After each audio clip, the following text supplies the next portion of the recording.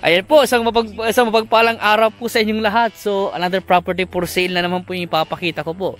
Dito pa rin po sa aming hometown, bayan po ng Kuya po, lalawigan po ng Nueva Ecija. So, 1,000 square meter naman po yung ipapakita ko sa inyo. Pang residential po itong property nito. Pwede rin naman kayong mag-backyard din o mag-farm sa ibang part po niya. So, ito po ay, ito po yung kanyang right of way, itong part na ito. At ayun na po yung poste na paglalagyan po nila ng gate. Kaso nga lang po hindi na po naituloy nung may-ari. Siguro may pangailangan din po siguro kaya binibenta po na po nila. Yun naman po kasi yung pinaka ibang reason ng mga nagbebenta ng property, kailangan po nila ng pera. So ayan naman po yung cemented road at may power line na, may internet connection na rin po. Magpapakabit na lang source of water, deep well.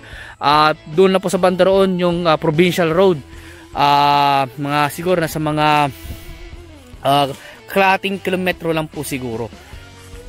Ayan, so ito po yung poste po o poste na paglalagyan po nila ng gate po siguro nila. Ayan, magkabilaan. So may mga part na rin po dito sa property na mayroon na rin pong may mga hollow block o bakod na hollow block at nilagyan po nila ng tubo na paglalagyan po ng mga cyclone wire o bob wire. Dahil po sa ibang part may mga cyclone wire na po eh. Kagaya po doon may cyclone wire na. So hindi lang po nabakuran doon sa part na ito. Siguro po yun nga po kasi binibenta na. Kaya hindi na po nila naituloy yung kanyang bakod. Sa property na ito meron po may source. So ayun po yung bakod. Hindi na po naidugtong dito sa poste na ito. So ito po ay may mga puno ng mangga na sa mga tatlo po. May puno ng saging dito sa harap at sa bandoroon po mayroon pong ginagawang kubo. Hindi na rin po nila naituloy yung ginagawa po nilang kubo. So ito nga po ay maganda po siya pang residential at ang ano po ng property nito pa slope po siya. At ito nga po may mga kabahay na rin po dyan katabi ng property. So hindi po nakakatakot. May mga residential na rin po dito. Ayan, at ito nga po yung kubo na ginagawa nila.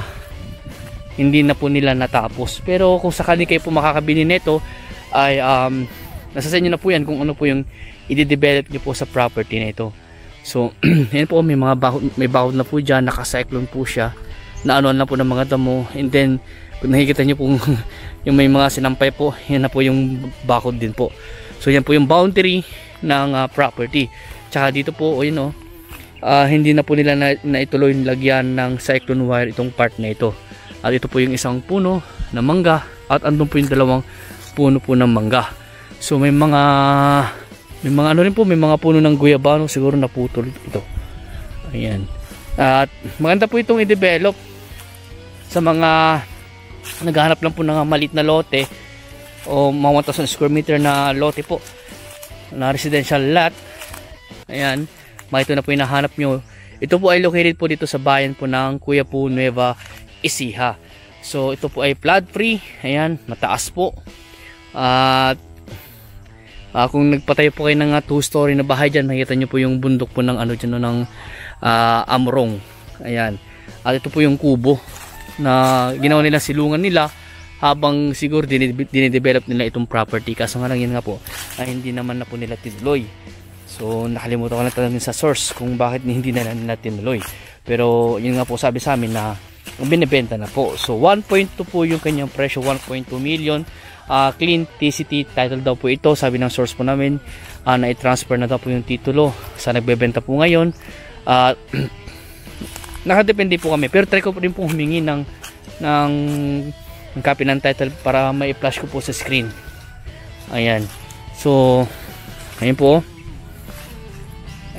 yung property natin. So may kabahayan na po dyan at malaki yung mga puno ng mangga po niya. Malaki po yung puno ng mangga po niya. Hindi po siya grafted, buto po ito. Ayan. So sa mga naghanap po ng 1,000 square meter po dyan na pang residential, baka ito na po yung nahanap nyo, titled property. Ang presyo po is yung 1.2 million. At kung gusto pa i-negotiate yung price, kausapin na po natin yung mismo nagbebenta. At magpapasama po tayo sa aming source para mailapit po niya tayo doon sa seller po. Ayan. sa mga nagtatanong po ng exact location ng property, mas maganda na lang po, mag-schedule na lang po kayo ng viewing para masamahan po namin kayo. At hindi rin po kami nagbibigay ng pin location. Ayan po. Basta ang ano po namin, gusto po namin mangyari, kung interested po kayo sa property nito, mag-schedule na lang po kayo ng viewing. O sa anumang mga property na hawak po namin, mag-schedule na lang po kayo ng viewing para masamahan namin kayo sa property at ma-acknowledge po namin kayo. Ayan. So, kung may mga katanungan po kayo regarding sa mga property na hawak namin o sa property nito, pwede nyo kaming kontakin o tawagan nyo po ako sa aking contact number, naka-flash sa screen. Pwede nyo kontakin sa Viber, sa WhatsApp, sa mga nasa ibang bansa po. Kung yung contact number ko naka-flash sa screen, yan po yung naka-register din po sa Viber saka WhatsApp. Pwede rin nyo kontakin sa Messenger po. Ayan, i-add nyo na lang po ako or i-message nyo lang po ako sa Messenger para makita ko po yung mga message po ninyo. Ayan, sa mga tumatawag po sa akin, pasensya po kung minsan hindi ko nasasagot dahil minsan po kasi nagda-drive po ako or may mga ginagawa po ako. Ayan, so at ngayon po ay try nyo lang po akong kontakin hanggang sa masagot ko po yung mga tawag po ninyo. Ayan, minsan kasi nawawalan po ng signal. Ayan po. Okay, so kung may katanungan po kayo regarding sa property na to, kontakin nyo lang po, tawagan nyo lang po ako at mag-schedule lang po kayo ng viewing para masamahan po namin kayo sa property na to. So hanggang dito po muna. So please follow and subscribe para sa ibang mga property pa po na ipa-vlog po namin at baka sakali makita nyo po yung hinahanap yung property. So maraming salamat po sa suporta nyo and God bless po sa ating lahat.